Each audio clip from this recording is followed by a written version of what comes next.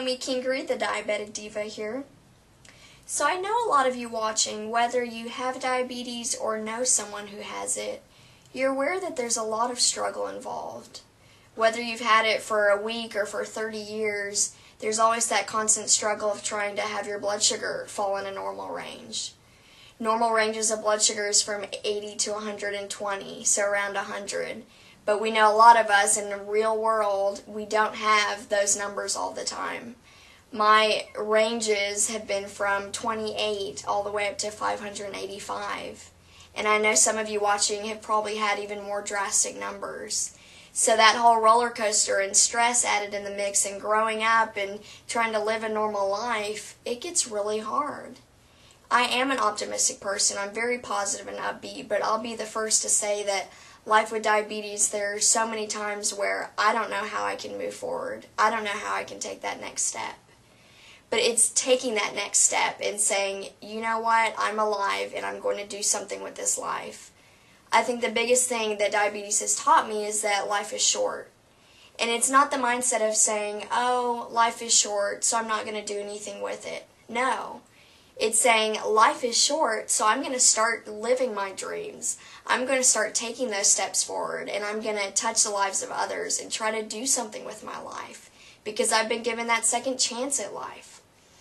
I wanted to give you a few tips of trying to just remind yourself that life really is a wonderful thing. And yes, diabetes isn't wonderful, but it doesn't mean that it puts your life to a halt. It means that it gives you a second chance at life, and now you just got to deal with it and try to move forward as best as you can with that smile on your face. I talk about these things in my books. One of the things is that I celebrate my diabetic anniversaries.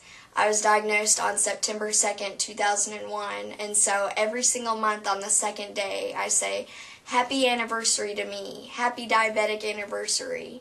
And my family and friends say it, and it's such a wonderful thing because it's those days that I remind myself that I was diagnosed with the disease, but I've made it another month. And I'm going to continue to live my life, and I'm going to continue to move forward and have a high quality of my life too.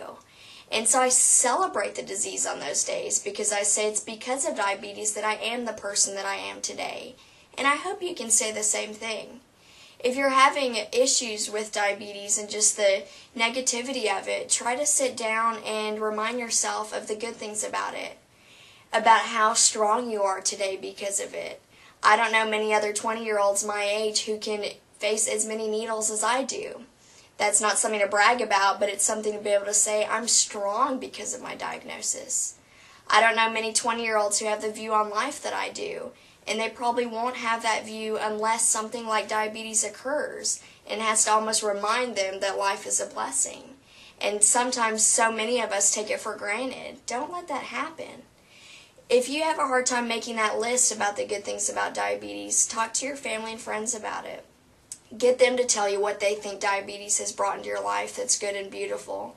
You're strong because of it. You value life now. You can be more mature at a young age because now you're not only studying for that history test, but you're taking your injection and you're trying to give insulin for the food that you just ate and figure out all those wonderful diabetes things. Know how mature you are because of it and how responsible you are. Try to focus on those good things. Sit back, make that list of the good things about diabetes. Get your family and friends to pitch in on that because I know a lot of them can probably give you insight on your disease that you don't really realize. They can tell you the positive changes that they've seen in you since that diagnosis. So talk to people about it. Sit back and spend time thinking about it, about the beauty of life. And about the fact that we're sitting here as diabetics, but we're sitting here and we're alive and we're going to live out our dreams. So I'd just like to encourage you to take that next sugar-free step and to live your life to love diabetes.